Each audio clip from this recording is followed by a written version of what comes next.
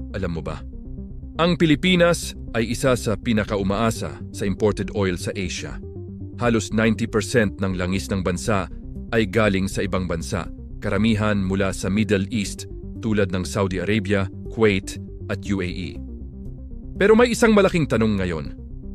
Ano ang mangyayari kung biglang tumigil ang supply ng langis mula sa Middle East? Ayon sa gobyerno, may 5 hanggang 6 araw lang na fuel supply ang Pilipinas. Mga 7 hanggang 8 linggo lang. Ngayon pa lang, tumataas na ang presyo ng fuel. Gasoline, 68 hanggang 73 bawat litro. Diesel, 63 hanggang 87 bawat litro. Kerosene, hanggang 125 bawat litro. At tataas din ang electricity rate ng Meralco ngayong buwan. Para makatipid sa fuel, nagsimula na ang gobyerno ng 4-day work week sa ilang opisina. Mas kaunting biyahe, mas kaunting fuel. Pero ang mas malaking panganib ay ito. Kung lumaki ang tensyon sa pagitan ng Israel at Iran, maaaring magkaroon ng global oil crisis. Dahil karamihan ng oil ng Pilipinas ay dumadaan sa Strait of Hormuz, isang makitid na shipping route sa Middle East.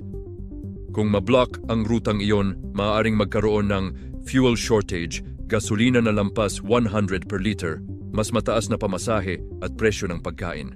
At posibleng humina ang Philippine peso.